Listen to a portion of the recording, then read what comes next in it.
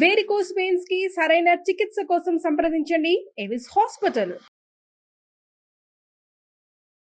నమస్తే రమగారు. నమస్తే రమగారు, భగవద్గీత ఇది చదువుకుంటే చాలు మన జీవితానికి సంబంధించిన అన్ని విషయాలుకి సంబంధించి ఒక స్పష్టత ఉంటుంది. ఏం చేయాలి, ఏం చేయకూడదు, ఏం మాట్లాడాలి, ఏం మాట్లాడకూడదు అంటే సంపూర్ణ జీవితానికి సంబంధించి పూర్తి సారాంశం మనకి భగవద్గీతలో ఉందంటారు. అంతేనండి? అది ఎలా? నిజంగా ఒక్కసారి మనం భగవద్గీతను చదువుకుంటే చాలా వరకు విషయాలు మనకు తెలుస్తాయేమో కదా. ఇప్పుడు భగవద్గీత ఏ భాషలో ఉంది జనసామాన్యానికి ఏ భాష అర్థమవుతుంది? తెలుగులో లేదు, సంస్కృతంలో ఉంది. అవును. దానికి అర్థమో తాత్పర్యమో మనం తెలుసుకోవాలి. మామూలుగా మనం భగవద్గీత చదవటం అంటే సంస్కృత శ్లోకాలు చదివేసుకున్నాం అనుకో, 9వ అధ్యాయం పూర్తిగా నోటుకొచ్చు, పిల్లలకు కూడా వస్తాయి. పిల్లలకి భగవద్గీత నేర్పిస్తారు, గడగడ గడగడ గడగడ గడగడ చదివేస్తారు, చెప్పేస్తారు. పిల్లలకి వస్తే పిల్లలు ఇంట్లో చదువుతుంటే తల్లికి తండ్రికి కూడా వచ్చేస్తాయి. వాళ్ళు కూడా చిన్నప్పుడు నేర్చుకున్న వాళ్ళైతే వాళ్ళు చదివేస్తారు. అవును. ఈ భగవద్గీత నోటికి రావటం అనేది చాలా ఇంపార్టెంట్, మంచి విషయం. దాంతోపాటుగా దాని అర్థము సారాంశము అర్థం కావాలి. ఇప్పుడు మనకు ఒక ప్రశ్నకి సమాధానం కావాలి. నువ్వు అడుగుతావు నన్ను ఏదైనా చాలా మంచిది ఒకటి చెప్పండి నాకు అంటే, రోజు పరిశేచన చేసి భోజనం చేయండి అని చెప్తా. నీకు కాదు, ఒక అబ్బాయికి చెప్తా. ఇప్పుడు ఈ పరిశేచన చేయటం అనగానే వాడికి ఏమర్థమవుతుంది? అది క్రియ చెప్పాలి కదా.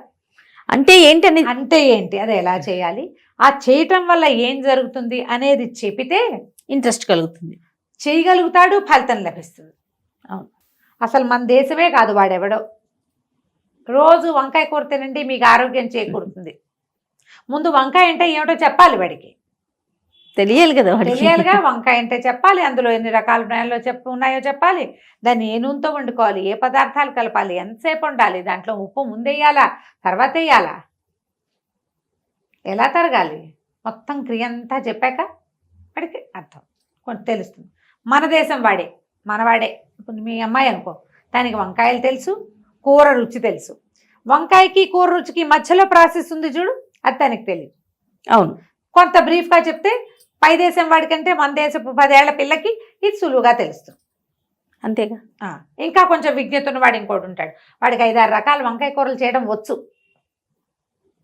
ఫలానా ఒక ప్రత్యేకమైంది నువ్వు అది చేస్తావు కదా, అలా కాదు, అందులో ఇంకా కొంచెం నువ్వులు వేయి, ఇంకో 2 మిరపకాయలు, ఒక చింతపండు అంటే నువ్వు చేసి చూపించక్కర్లా, ఈ 3 పదాలు చెప్తే చాలు, వాడి ఐడియాతో వాడు చేసేసుకుంటాడు. తేడా చూసావా ఎట్లా ఎట్లా ఉంది? 3 వేరు తరగతులుగా కనపడుతున్నారు ప్రజలు. అవును. మనం ఒక పిచ్చి వంకాయ కూర గురించి మాట్లాడుతున్నాం. మనం చేయవలసింది ఏంటి? భగవద్గీత పెద్ద సబ్జెక్ట్.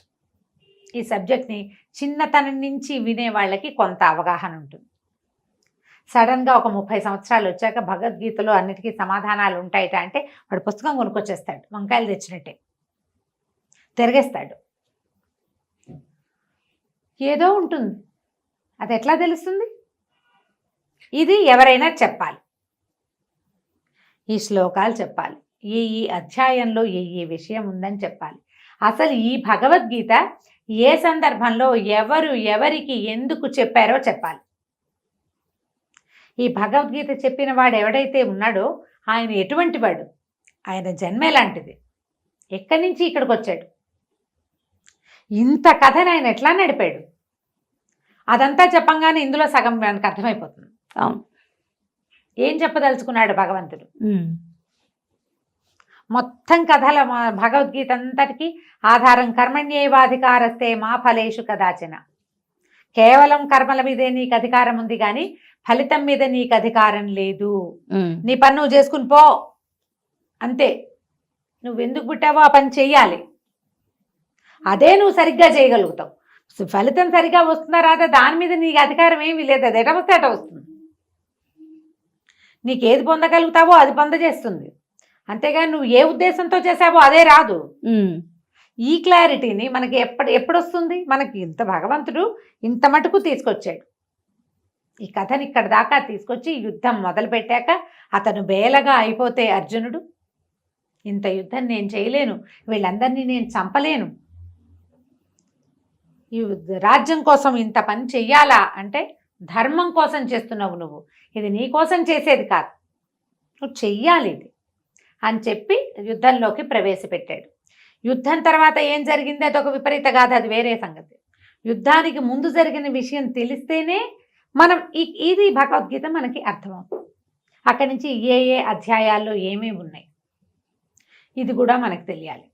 మామూలుగా చూడు, ఈ మన గురుచరిత్ర పారాయణ చేసే అలవాటు ఉన్నవాళ్ళు, సచ్చరిత్ర పారాయణ అలవాటు ఉన్నవాళ్ళు ఏదైనా టెన్షన్గా ఉంటే, ఒక ప్రశ్నకి సమాధానం రాకపోతే ఏదో ఒక పేజీ తీసి చదివి అందులో ఏదో చెప్పబడిన వాటితోటి మనం కనెక్షన్ పెట్టుకుని తృప్తి పొందుతాం. ఈ పద్ధతి ఉంది, చేస్తాం కదా. అవునండి. నువ్వు భగవద్గీత ఇప్పుడే చదవటం నేర్చుకుని నిన్ననే కొనుక్కు తెచ్చుకుని నువ్వు పేజీ తీస్తే నీకు ఆన్సర్ అర్థం కాదు, ఉంటుంది సమాధానం, నీకు అర్థం కావద్దు, దాన్ని ఇంటర్ప్రిట్ చేసుకోవాలి కదా నువ్వు. నీకు ఇంటర్ప్రిటేషన్ ఎప్పుడు కుదురుతుంది? ఓ పిల్లాడు ఏడుస్తూ ఉంటే వాడు ఎందుకు ఏడుస్తున్నాడో తల్లికి అర్థమవుతుంది, నీకు నాకు అర్థం కాదు, కొత్త వాళ్ళకి అర్థం కాదు. ఏ పిల్లవాడి దుఃఖం ఆ పిల్లవాడి తల్లికి, వాడికి ఆకలే, నిద్ర, కడుపులో నొప్పే, విసుగా, ఏదైనా వాంటింగా, బెంగ పెట్టుకున్నాడా, తల్లికి తెలిసిపోతుంది నిద్ర టైము, ఆకలి టైము. ఎలాగా పిల్లవాడి మనసుని ఎలా చదివింది, వాడికి నోట్లో ఒక ముక్క లేదే, తల్లికి అర్థమైంది చూసావా. అలాగే ఈ భగవద్గీతలో ఏముందో చదువరికి అర్థమవుతుంది. అది అర్థం కావాలంటే దాని ఆత్మలోకి మనం ప్రవేశించాలి. భగవద్గీతామాతలో ఆత్మలోకి ప్రవేశించాలి అంటే చదవాలి, ఎక్కడైనా వినాలి, చెప్పించుకోవాలి ఎవరితోటైనా. అప్పుడు అందులోకి మనం ప్రవేశిస్తాం. మన జీవితానికి సంబంధించిన అన్ని ప్రశ్నలకి భగవద్గీత సమాధానం ఇస్తుంది. గీతాదేవిని పారాయణ చేయటం కష్టం, నేర్చుకోవాలి. మీరు ఎప్పుడైనా వ్యక్తిగతంగా ఏదైనా ఒక అనుభూతిని పొందారా రమ్మగారు? గీత చదవటం ద్వారా మీకు ఈ సమస్యకి పరిష్కారమైంది లేదా ఈ సూచన లభించింది అనేది అట్లా ఏదన్నా అనిపించిందా? నేను చాలా పెద్ద కథ చెప్పాలి జయ. నాకు చిన్నప్పటి నుంచి పెద్దగా భగవద్గీత మీద ఆసక్తి లేదు. ఎందుకు లేదో నాకు కూడా తెలియదు. ఇంట్లో ఎవరు అక్క వాళ్ళు చదివేవాళ్ళు? మా ఇంట్లో భగవద్గీత చదివే వాళ్ళు కూడా తక్కువే. మేమంతా విష్ణుదాసనామాన్ని చదువుకునేవాళ్ళం. ఓకే. భారతంలో ఏదో ఇందులో ఉంది ఇందులో ఉంది అని ఏమీ లేదు, అలా చదువుతుండేవాళ్ళం. నేను ఏదో లలితా శాస్త్రాలు అవి ఇవి ఇవి ఇవి ఏవో నేర్చుకున్నాను. వర్షాకాలానికి ముందు 9వ అధ్యాయం పారాయణ చేస్తే చదివితే వర్షాలు పడతాయని మా అక్కయ్య చెప్తూ ఉండేది, మంచిది అని. మా పెద్దక్కయ్యలు 4 5 వరకు ఈ భగవద్గీత మీద ఆసక్తి ఉన్న వాళ్ళు ఉన్నారు తర్వాత కాలంలో. నా చిన్నప్పుడు కాదు, వాళ్ళు కూడా బాగా పెద్దవాళ్ళు అయ్యాక, నేను కొంచెం పెద్దాన్ని అయ్యాక. అయితే ఇందులో భగవద్గీతలోని కొన్ని శ్లోకాలని 25,000 అలా జప సంఖ్య 25,000 చదివితే పని అవుతుంది, అనుకున్న పనులు అయ్యేందుకు వీటిని ఇట్లా జపం చేసుకోవచ్చు అని ధ్యానమూర్తి పార్థసారథి మా అక్కయ్య జపం చేసింది, అది నాకు తెలుసు. ఏదో ఒక శ్లోకం తీసుకుని జపం చేయటం నేను ఎప్పుడు తిరిగేస్తుండేదాన్ని. నాకేం కోరుకుందో నాకు అర్థమయ్యేది కాదు, ఏ శ్లోకం చదవాలో నిర్ధారించుకోలేకపోయేదాన్ని. ఇలాగే చేస్తాను. అందరం ఇలా ఆటకాయితనంతో ఉంటాం. మన జీవితం కరెక్ట్గా ఏ మలుపు తిరగాలి అన్నది ముందే నిర్ధారించబడి ఉంటుంది, మాస్టర్ ప్లాన్ కదా. నేను సుమన్ టీవీలో చేరాక 1.5 సంవత్సరం గడిచాక కోవిడ్ వచ్చింది. ఈ కోవిడ్కి ముందే నేను ఎంఏ క్లాస్మేట్స్ ఉన్నాం మేము, ఒక 5-6. అందులో ఒక అబ్బాయి ప్రపోజ్ చేశాడు, భగవద్గీత రోజు చదువుదాము అని. సరే చదవటం ఎలా మొదలుపెట్టాము, జూమ్లో లేకపోతే ఏదో మన ఫేస్బుక్ కాదు, మన వాట్సాప్ గ్రూప్ కాల్లో అందరం ఒక 5-6 కనెక్ట్ అయ్యేవాళ్ళం. నేనే చదివేదాన్ని, లేదా శ్లోకం అంతం చదివితే నేను కిందున్నది గీతా ప్రెస్ వాళ్ళు వేసింది తాత్పర్యం చదివి అర్థంలోకి ఇంకా కొంచెం అందులోకి వెళ్ళడానికి ప్రయత్నం చేసేవాళ్ళం. ఇది నేను ఎప్పుడు చేశానంటారు, నేను చిన్నతనంలో చేయలే ఈ భగవద్గీత చదువుకోవటం. ఇటీవల కాలంలోనే పూర్తిగా 4 సంవత్సరాలు అయిందనుకో, 3-4 సంవత్సరాల క్రితమే. అంతకుముందు దాకా కేవలం 9వ అధ్యాయం ఒకటే చదివాను, అక్షరాల నిజమే చెప్తున్నా. 9వ అధ్యాయం చదివితే వానలు పడతాయి, అదొక్కటే పాయింట్, ఇంకేం లేదు.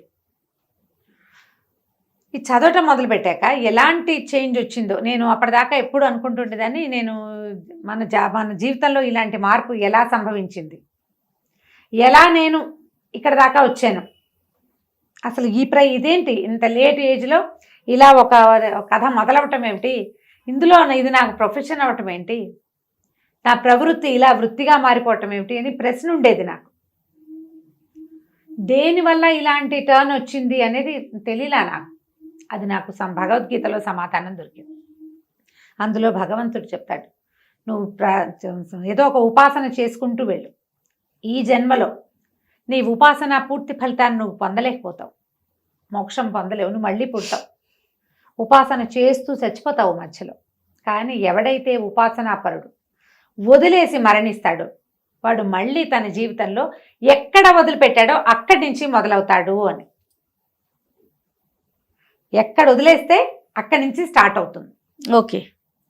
నేను కూడా అందరి పిల్లల్లాగానే అల్లరి పిల్లనే, పెద్దగా మాట వినేదాన్ని కాదు, సరిగ్గా చదువుకోలేదు, ఏదో ఏదో చదివాను అంతే. బాగా శ్రద్ధ అయిన చదువు, శ్రద్ధాళువుని కాదు, బుద్ధిమంతురాలని కాదు, నేను మామూలు పిల్లని అంతే. అలాంటి ఒక నాకు ఇలాంటి ప్రజ్ఞ ఎలా వచ్చింది అంటే ఇది ముందరి జన్మలోది అని భగవద్గీతే తెలియజేసింది నాకు. ఆ ప్రశ్న ఎప్పటికీ తీరని ప్రశ్నగానే ఉండేది. ఎక్కడ ఎవరినైనా కలిస్తే ఏంటి మీరు సడన్గా ఇలా ఎలా అయ్యారంటే నాకేం తెలుసు, ఈ కథలు చెప్పడం, ఈ మాట్లాడడం ఇది నాకు ముందు నుంచి ఉంది. ఒక రోజున సడన్గా నా లైఫ్లో ఒక టర్న్ వచ్చింది. అది మాస్టర్ ప్లాన్లోనే ఉంది, అది ముందు రాయబడి ఉన్నది అని భగవద్గీతలోనే చెప్పబడింది. నీ పని చేసుకుంటూ వెళ్ళిపో. ఇప్పుడు ఇది నా ప్రయత్నం ఏమీ లేదు, నేనేం చేస్తా రోజు చదువుకుంటూ ఉంటా. ఇది వరకు కాలక్షేపానికి చదివేదాన్ని, ఇప్పుడు ఎవరికైనా చెప్పటం కోసం చదువుతున్నాను. క్రమంగా నాకు తెలిసింది నేను ఎంతమందికో రుణపడి ఉన్నాను. భగవద్గీత వల్లే అర్థమైంది అది నాకు. ఎంతమందికో నా ఒక మాట వాళ్ళకి ధైర్యాన్ని ఇస్తుంది, ఒక మాట వాళ్ళకి సంతోషాన్ని ఇస్తుంది, ఒక మాట వాళ్ళు నాతో పాటు ఆనందిస్తారు దాన్ని. అలాంటి కొంతమంది కోసమే నేను ఇవాళ ఇక్కడ ఉన్నానని అర్థమైంది నాకు. ఇందులో నా గొప్పతనమో నా ప్రజ్ఞో కాదు, ఇలా రాయబడి ఉంది, అది జరుగుతోంది. దానికి నేనేం చేయాలి, త్రికరణ శుద్ధిగా నేనేం చేయాలో అది చేసేయాలి. నో చెప్పకూడదు, చెయ్యాలి. దాంట్లో నా జీవిక ఉంది, నాకు డబ్బు వస్తుంది, ఎంతో కొంత పేరు వస్తుంది, సాటిస్ఫాక్షన్ వస్తుంది. భగవంతుడు ఏ దారిలో నన్ను పెట్టాడో ఆ దారిలో నేను సజావుగా, ఇందులో తప్పుడు మాటలు, తెలివి తక్కువ మాటలు మాట్లాడకూడదు. ఒకవేళ తెలియకపోతే నాకు ఇది తెలియదని చెప్పేయాలి. నేను ఎప్పుడు దాచిపెట్టుకోను ఆ విషయంలో.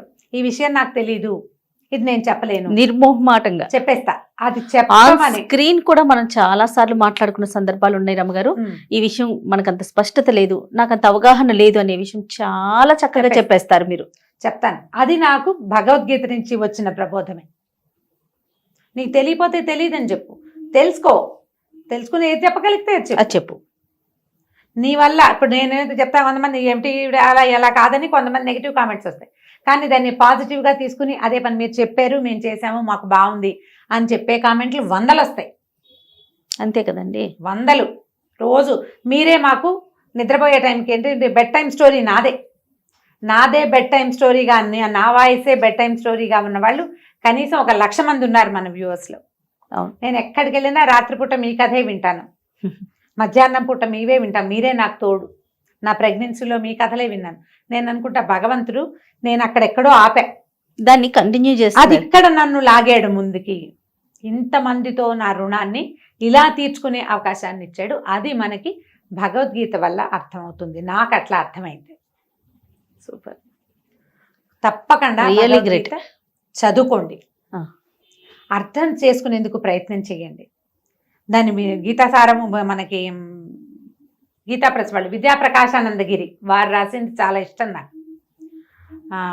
గబుక్కుని పేరు స్ట్రైక్ అవుట్ అలా పుస్తకం పేరు చెప్పలేకపోతున్నా. విద్యాప్రకాశానందగిరి గీతా ప్రెస్ వాళ్ళదే.